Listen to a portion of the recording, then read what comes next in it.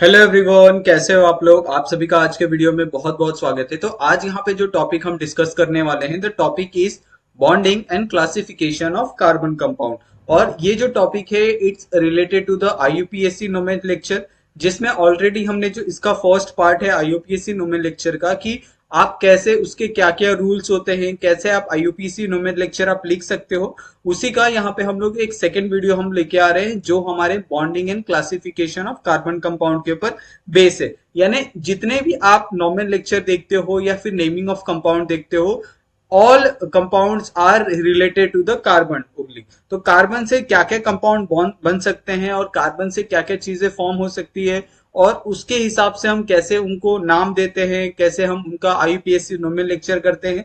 तो ये सारी चीजें आज के वीडियो में हम लोग डिस्कस करने वाले हैं। तो hello guys, myself Nilesh Prasad, और अभी तक आपने हमारे चैनल को सब्सक्राइब नहीं किया है तो please do subscribe my channel. Okay, यहाँ पे अगर आप देखोगे तो what is a simple classification of carbon compound? The compound of carbon other than carbon monoxide, carbon dioxide and carbonate are called the organic chemistry.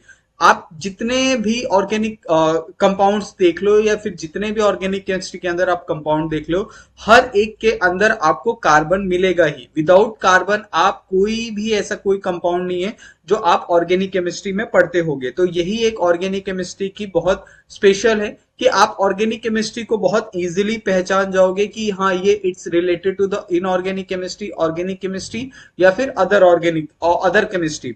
तो organic chemistry में एक चीज बहुत कॉमन है। ओके, तो वो क्या है, आपके पास सारे के सारे जितने भी आपके कंपाउंड्स होंगे, ओके, सब में क्या होना चाहिए, आपका कार्बन होना चाहिए। अभी इसी को लेके बहुत बार क्या हुआ कि हाँ, अगर आपको लगता है कि सारे के सारे ऑर्गेनिक कंपाउंड्स में कार्बन होना चाहिए, तो ये सारी चीजें ऐसे ही हम लोग तो नहीं कह सकते। ओके, और अगर मैं ऐसे ही आपको अगर कोई चीज लिख के दे रहा हूं बुक में तो इट्स रॉन्ग। तो हम क्या करते हैं, उसको प्रूव करते हैं अलग अलग तरीकों से। तो यहाँ पे हमारे पास बहुत सारे ऐसे प्रूफ भी है जिससे हम ऑर्गेनिक केमिस्ट्री में सिर्फ कार्बन क्यों कंपाउंड क्यों इंपॉर्टेंट है वो भी चीजें यहाँ पे हम देखेंगे। तो यहाँ पे एक और स्टेटमेंट मैंने यहाँ पे लिखा है कि अराउंड 2000 ईयर अगो मेनी जो फिलोसोफर्स होते हैं जो एक प्लेस से दूसरे प्लेस पे जाते हैं, डिस्कवरी करते हैं, तो ऐसे ही जो लोग थे वो क्या कर रहे थे, ऐसे ही अलग अलग जो केमिस्ट्री है उसके अंदर अलग अलग चीजें डिस्कवर कर रहे थे। तो उन्होंने ये डिस्कवर किया कि मे भी हो सकता है कि सारे के सारे जो ऑर्गेनिक केमिस्ट्री के जो कंपाउंड्स का फॉर्मेशन होता है, ओके, वो मे बी इनऑर्गेनिक कंपाउंड्स या फिर उनके हेल्प से होता हो। तो ये सारी चीजें उन्होंने थ्योरी दी है। और इसके अलग अलग जो डिफरेंट टाइप ऑफ जो क्लासेस है, there are two different type of classes. इस थ्योरी के अकॉर्डिंग उन्होंने क्या की है, प्रिपेयर की है कि ऑर्गेनिक केमिस्ट्री क्या हो सकता है अकॉर्डिंग टू जो फिलोसोफर्स थे वो 2000 ईयर्स अगो पहले के।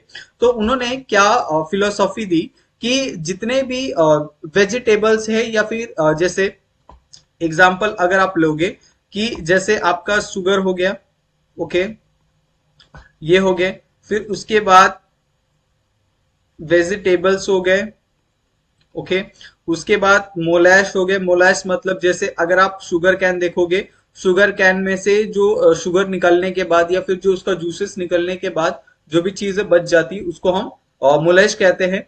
उसके बाद यहाँ पे जो फॉर्मेंटेड लिक्विड है, ओके, फॉर्मेंटेड लिक्विड जैसे वाइन हो गई, बियर हो गया, this all are fermented liquid.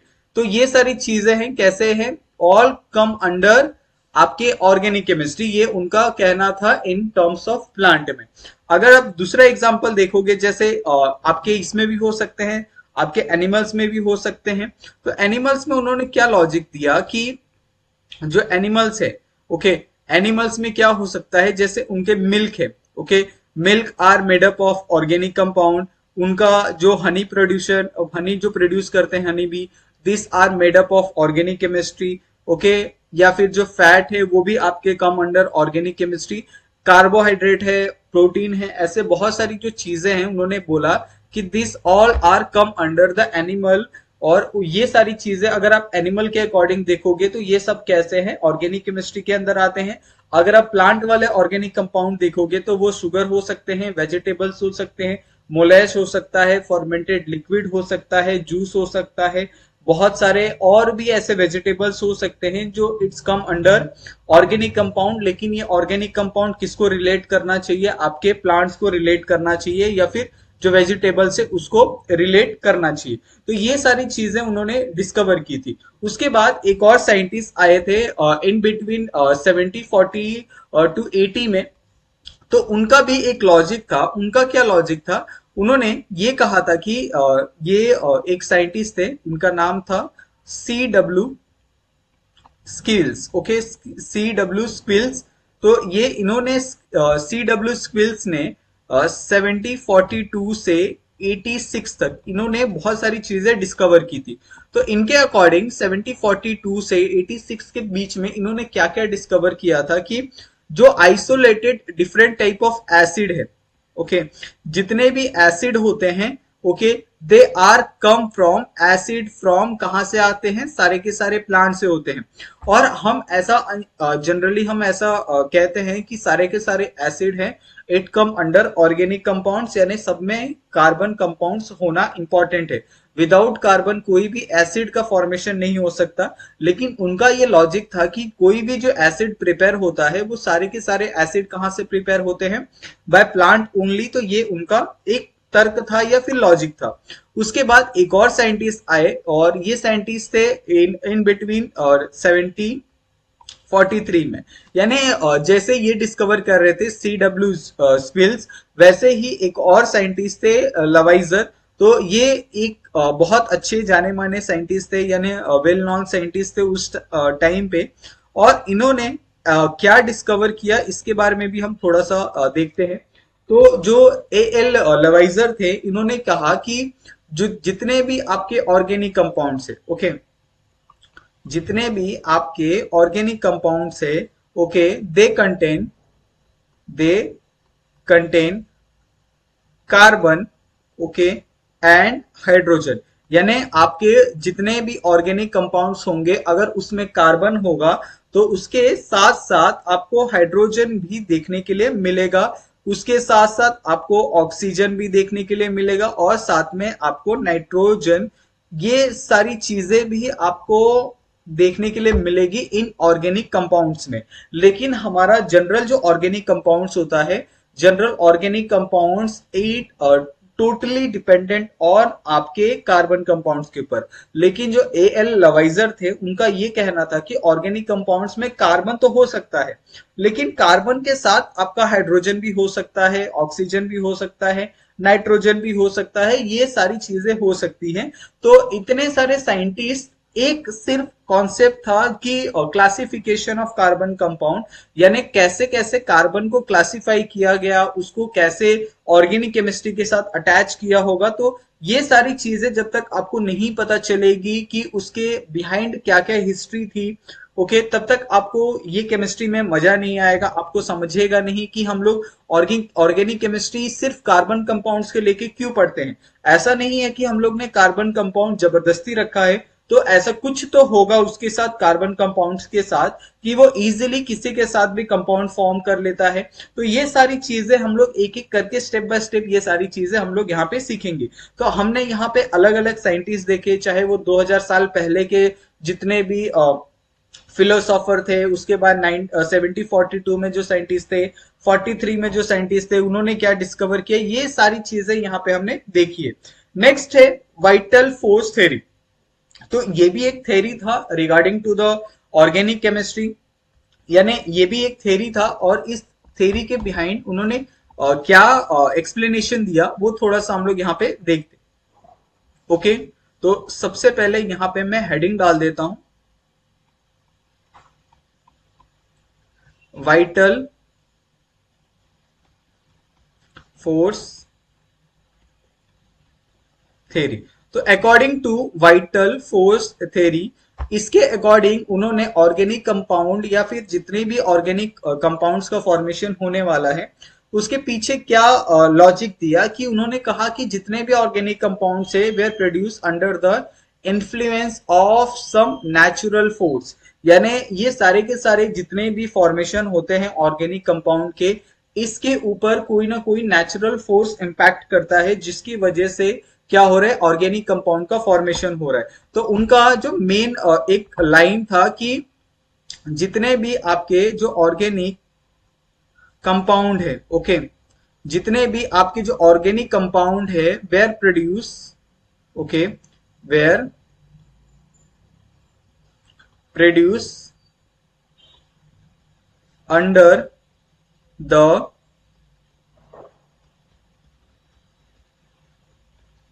influence of some natural force, okay, यानी बिना नेचुरल फोर्स के आपके ऑर्गेनिक कंपाउंड का फॉर्मेशन नहीं हो सकता है, according to the vital force theory. और ये वाइटल फोर्स थ्योरी जिन्होंने भी ये पब्लिश किया था, जिन्होंने भी ये कॉन्सेप्ट रखा था, उनका यही कहना था कि कोई बाहर से कोई एक एनर्जी आती है, कोई फोर्स आता है, जिसके कारण बहुत सारे जो ऑर्गेनिक कंपाउंड्स का फॉर्मेशन है वो पॉसिबल होता है। क्योंकि विदाउट नेचुरल फोर्स या एक्सटर्नल फोर्स के बगैर कोई भी ऑर्गेनिक कंपाउंड का जो फॉर्मेशन है वो पॉसिबल नहीं होगा। क्योंकि अगर आप इन ऑन प्रेजेंट टाइम अगर आप देखोगे तो around 5 millions organic compound are existing in right now. तो इतने सारे अगर ऑर्गेनिक कंपाउंड का फॉर्मेशन हो रहा है तो ये कोई बहुत ये सिंपल बात नहीं है, बहुत सिंपली आप इसको नहीं कह सकते। तो इनके पीछे भी वही लॉजिक था उस टाइम पे जब ऑर्गेनिक कंपाउंड की जब डिस्कवरी हो रही थी, तो एक के बाद नए नए ऑर्गेनिक कंपाउंड यहाँ पे बनते जा रहे थे। तो उनका ये कॉन्सेप्ट था कि इतने ज्यादा अगर ऑर्गेनिक कंपाउंड का फॉर्मेशन हो रहा है, ओके, तो ये ऐसे तो पॉसिबल नहीं है आप अगर विदाउट कोई एक्सटर्नल फोर्स के, विदाउट नेचुरल फोर्स के ये सारी चीजें पॉसिबल नहीं है। तो इसी एक्सटर्नल फोर्स को, इसी नेचुरल फोर्स को उन्होंने क्या नाम दिया, वाइटल फोर्स थ्योरी नाम दिया। उसके बाद हमने ऐसे ही धीरे धीरे करके एक सबसे पहला जो ऑर्गेनिक कंपाउंड जो हमने प्रिपेयर किया था वो था हमारे पास यूरिया, ओके। तो ये एक बात हमेशा आपको ध्यान रखनी होगी, okay. First first organic compound, पहला ऑर्गेनिक कंपाउंड क्या है हमारे पास, यूरिया है। यानी यूरिया जो हम लोग जो इन जनरली कहाँ पे इस्तेमाल करते हैं, हम लोग खेतों में ऐसा फर्टिलाइजर इस्तेमाल करते हैं। उस यूरिया का सबसे पहला क्या हुआ था, डिस्कवरी हुआ था, यह सबसे पहला प्रिपरेशन हुआ था with the help of organic chemistry, with the help of जो आपके जो कार्बन कंपाउंड से उसकी मदद से, ओके। और सबसे पहले जो ऑर्गेनिक केमिस्ट्री में जो यूरिया प्रिपरेशन की थी वो कौन थे, वो थे फेडरिच उलर, ओके। साइंटिस्ट नेम था इस फेडरिच उलर। तो ये भी आपको कभी कभी एग्जाम में पूछने के लिए आ जाता है कि फर्स्ट ऑर्गेनिक कंपाउंड, ओके, तो फर्स्ट ऑर्गेनिक कंपाउंड कौन था, हमारा यूरिया था। ये बात आपको क्या करनी है, याद रखनी है। और डिस्कवर बाय फेडरिच उलर, और इन्होंने क्या किया था, इट्स ऑब्टेन किया था, इसको बनाया था with the help of some chemical formula या फिर सम केमिकल रिएक्शन, ओके। तो first organic compound is urea, और ये यूरिया किसने डिस्कवर किया था, फेडरिच उलर, इट्स ऑब्टेन। और ये कौन सा केमिकल रिएक्शन था, तो ये केमिकल रिएक्शन भी मैं यहाँ पे लिख देता हूँ। उन्होंने केमिकल रिएक्शन के लिए दो अलग अलग जो ऐसे सब्सटेंस होते हैं उनको लिया था और उसको हीट किया था। आफ्टर हीटिंग उनको क्या मिला था, यूरिया मिला था। और यूरिया का जो मॉलिक्यूलर फॉर्मूला या केमिकल फॉर्मूला होता है इज NH2.CO.NH2, ओके। तो ये है आपका मॉलिक्यूलर फॉर्मूला ऑफ यूरिया। और यूरिया उन्होंने ऑब्टेन किया था by heating, obtain by heating, by heating ammonium sulphate,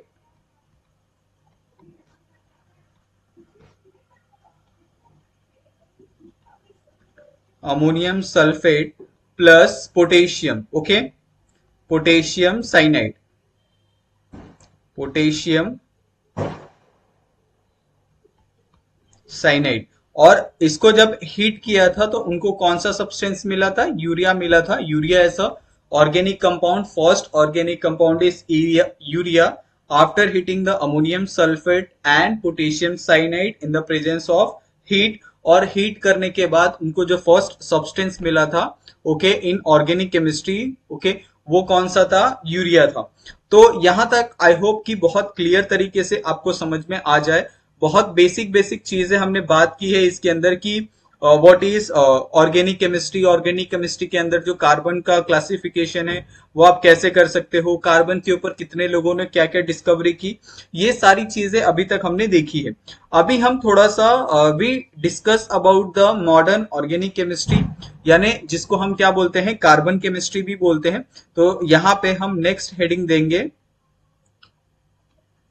इस कार्बन केमिस्ट्री, यानी अभी हम जितना भी यहाँ पे हम केमिस्ट्री डिस्कस करेंगे it's all related to the organic chemistry या फिर कार्बन केमिस्ट्री, और इसको हमने कहा है modern organic chemistry. Okay, modern organic chemistry हम इसलिए कहते हैं क्योंकि आज के केमिस्ट्री में हमारा जो भी जितना भी सब्सटेंस फॉर्म होता है, जो भी कंपाउंड हमारा फॉर्म होता है okay, without carbon it's not possible. तो कार्बन वहां पे प्रेजेंस होता ही होता है। अगर आपका कार्बन प्रेजेंस नहीं है तो वो आपका ऑर्गेनिक केमिस्ट्री नहीं होगा। ये according to the modern chemistry यहाँ पे बहुत क्लियर तरीके से आपको समझ में आ जाएगा। अभी व्हाट इज यहाँ पे मॉडर्न ऑर्गेनिक केमिस्ट्री या फिर what is organic chemistry, carbon chemistry, तो it's a branch of chemistry, यानी टोटल यहाँ पे 3-4 ब्रांचेस होते हैं। It's a carbon chemistry is a branch of chemistry. Branch of chemistry में आप बात करोगे there are 4-5 branches of chemistry, जिसमें एक होता है आपका ऑर्गेनिक केमिस्ट्री, एक होता है आपका ऑर्गेनिक केमिस्ट्री, दूसरा होता है आपका इनऑर्गेनिक केमिस्ट्री ओके, फिर आता है आपका physical chemistry okay, physical chemistry, फिर आता है आपका एनालिटिकल केमिस्ट्री ओके, फिर आपके आते हैं ड्रग्स एंड डाइस ओके। तो ड्रग्स एंड डाइस ये अलग से केमिस्ट्री में हम लोग पढ़ते हैं। तो ड्रग्स एंड डाइस मतलब जो हम लोग कलर यूज करते हैं फॉर सिंथेटिक, यानी कलरिंग ऑफ क्लोथ्स या फिर पेंट डाइस, ये सारी चीजें आती है ड्रग्स एंड डाइस केमिस्ट्री के अंदर। तो there are mainly 4 types of chemistry we study till now. लेकिन इसमें जो हमारा अगर आप कहोगे कि मेन केमिस्ट्री कौन से हैं, तो हमारा जनरली जो मेन फोकस होता है वो मेन फोकस होता है on organic chemistry, inorganic chemistry and physical chemistry okay. Analytical chemistry is totally dependent on that mechanical part, या फिर जो इंस्ट्रूमेंटल केमिस्ट्री होती है उसके ऊपर वो पूरा बेस होता है। तो आज का जो हमारा मॉडर्न केमिस्ट्री है it's based on organic chemistry. Organic chemistry में कार्बन केमिस्ट्री है ओके। और जनरली हम लोग और क्या क्या चीजें सीखते हैं इन ऑर्गेनिक केमिस्ट्री या फिर कार्बन केमिस्ट्री के अंदर। तो कार्बन केमिस्ट्री में एक और चीज यहाँ पे आपको इंपॉर्टेंट है वो ध्यान में रखनी है ओके। कार्बन केमिस्ट्री में एक और चीज यहाँ पे जो इंपॉर्टेंट है वो है आपका hydrocarbon okay. What is meaning of hydrocarbon? तो hydrocarbon is a combination of hydrogen plus carbon okay. यानी जितने भी कार्बन होते हैं mainly they are forming the bond with hydrogen. तो ये सबसे पहला इनिशियल बॉन्ड फॉर्म होता है विथ कार्बन, क्योंकि कार्बन क्या होते हैं उसकी जो वैलेंसी होती है 4 होती है, और अगर वो वैलेंसी सेटिस्फाई करना चाहता है, कंप्लीट ऑक्टेट करना चाहता है, तो वो सबसे इजीली किसके साथ बॉन्ड फॉर्म करता है? हाइड्रोजन के साथ करता है। अगर आप कार्बन का जो बॉन्डिंग है अदर देन हाइड्रोजन देखोगे तो वो उसके डेरिवेटिव्स होते हैं हाइड्रोकार्बन के ओके। तो ये चीजें आपको क्या करनी है, याद रखनी है। Carbon atom has a 4 valency, ये ऑलरेडी मैंने बताया है कि अगर आप कोई भी एक कार्बन अगर आप स्टडी करते हो तो कार्बन की जो वैलेंसी होती है वो 4 होती है इस तरीके से। और हर एक कार्बन क्या होता है, किसी एक कंपाउंड के साथ अटैच होता है, किसी एक एलिमेंट के साथ अटैच होता है, ये आपको ध्यान रखना है। और मेनली अटैचमेंट क्यों होता है? Only because of stability. एक बार अगर आपका कार्बन स्टेबल हो गया तो वो क्या करेगा, एक कंपाउंड फॉर्म कर लेगा। ये चीजें क्या करनी है, आपको ध्यान में रखनी है।